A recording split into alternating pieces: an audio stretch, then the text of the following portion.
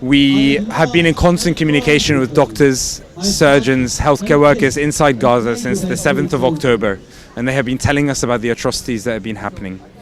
As a result of that, we decided to take a stance and stand in solidarity with them in vigils for the 260 odd healthcare workers that have been killed so far, and the 110 healthcare workers that are being illegally detained by the Israeli occupation forces.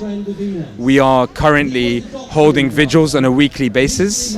These happen every Friday around the UK, around the world, across 5 continents. And we have been doing this, again, as I say, to stand in solidarity and to remember our fallen colleagues. This work has accumulated in today's action. We are a large number of people now. We are thousands of healthcare workers. You can see the numbers behind me. And we are all congregated here as a unified force to tell the government that a permanent and immediate ceasefire needs to happen now.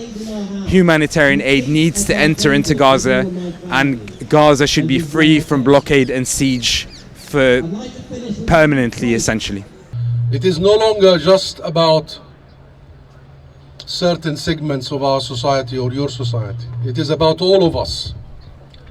And we have seen in the last 2 months how Israel was deliberately targeting our hospitals, our doctors, our medics, our ambulances, our rescue teams.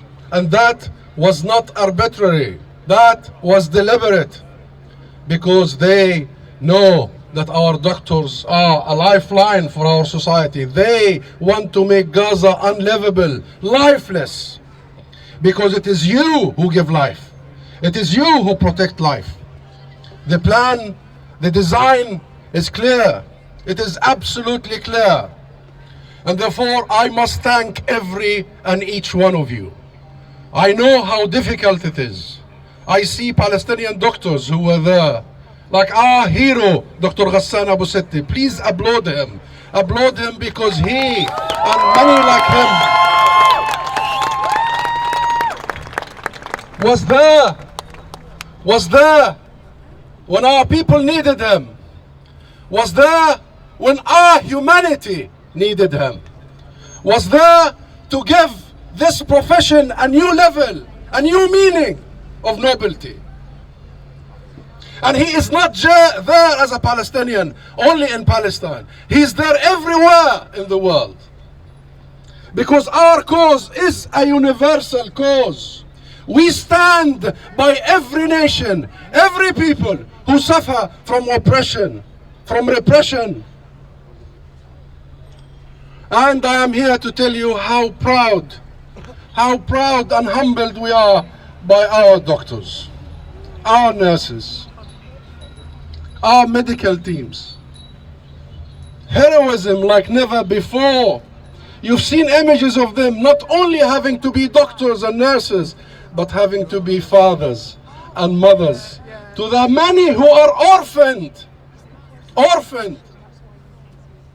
You today marching in silence is the loudest message, because you, the doctors and the nurses, the medical teams of this country, are telling your government and all other governments that their silence, their deafening silence, will be met by your loud silence. Enough is enough. Enough is enough. I need not to tell you about the numbers. Almost 20,000 have been slaughtered by Israel. More than 7,000 of them are children. Children. When UNICEF spokesman said that this is a war on children, he was accurate.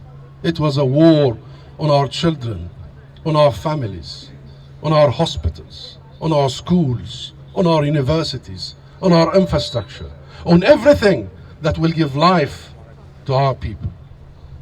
Make no mistake that what is happening has nothing to do with a war on anybody but the Palestinian people. And therefore, many people now are talking about the day after. The day after will only be decided by the Palestinian people, no one else. We must talk only about the day before. The day before.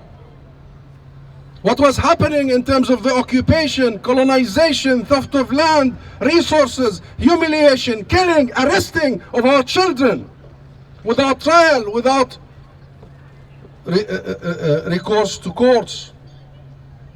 And we must only and mainly focus on one thing right now: immediate, comprehensive, permanent ceasefire. Doctors in Gaza, I've watched them go from one hospital to the other. Dr. Abeid and I worked at Al-Awda Hospital at the beginning of the war, and then we moved together to Shifa Hospital, and then he decided to remain with his patients at Shifa Hospital until the Israelis withdrew, and then moved to the Indonesian hospital, which was then bombed by the Israelis, and then moved to Al-Awda Hospital where he was shot. Dr. Ahmed Mkhallalati, who trained at St. Thomas's where we met, stayed with his patients at Shifa Hospital until these patients were able to leave safely, and then now has moved to the south and is working at the European Hospital. And like them, thousands of Palestinian health workers remain steadfast and resist this death by providing the kind of care that they can to their patients. The siege, in addition to the direct attacks, have denied Palestinian health workers the ability to treat their patients. We watched our patients die of treatable injuries because we could not help them, because we did not have the medication, because the hospitals that we relied on to transfer them to were destroyed. We watched children with diabetes die of a lack of insulin because the pediatric hospitals had been destroyed. We watched patients with head injuries die at Al-Ahli Hospital because Shifa's neurosurgical department had been shut down. And I know that now, every day, Palestinian doctors are dealing with the horrendous task of trying to decide who they can treat, knowing very well that they are leaving behind wounded who they could have treated under better conditions, but they do not have any of the necessary medication or resources to treat them. The solution is basic.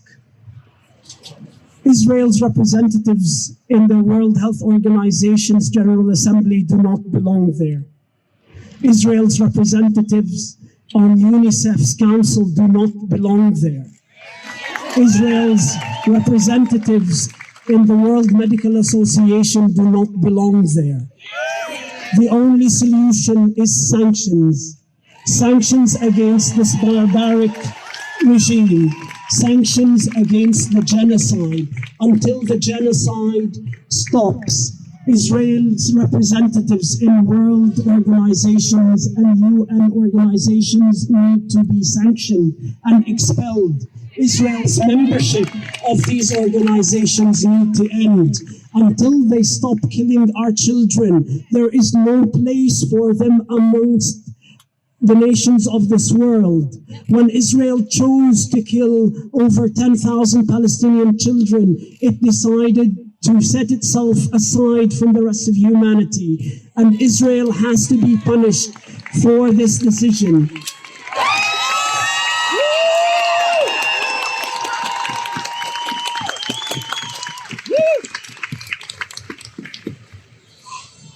The killing continues, and our friends and our colleagues continue the daily struggle of trying to do their best with very little.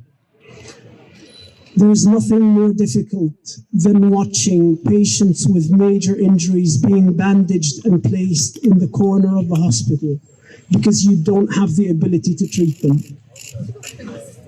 There is nothing more difficult than treating patients without anesthetic, because you know that unless you do that, unless you clean those wounds, they will become septic and they would die by the end of the day. Our job is to ensure that these patients receive the treatment that they deserve and the justice that they need. These patients have to be rescued, and the only way to rescue them is to put pressure on the Israelis to stop this massacre, to put pressure on the Israelis to open up Gaza's borders so that medical teams could go in, so that field hospitals could go in, so that medication and medical supplies can go in, and so that the people, the 50,000 wounded, the majority of whom still need surgery, can be saved. Thank you very much for your solidarity.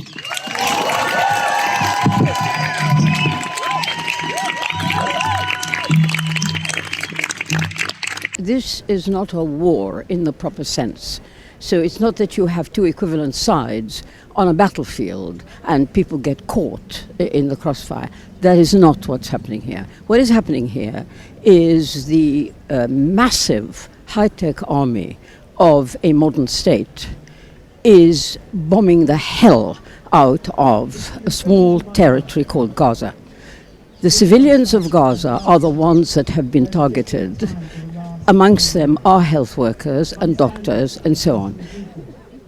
In this sense, to actually go on bombing and killing civilians, knowing you will destroy hospitals, health workers, doctors, ambulances, is the action of a callous and cowardly army. This is a cowardly army. That's all it does. It kills civilians. It's not got Hamas. It hasn't captured a single Hamas leader. Where are the gains of this military campaign? Where are they? It said it was after, Israel said it was after Hamas. Okay, is Hamas defeated? The answer is no. The only people who've suffered are civilians. And that is the truth about this so-called war.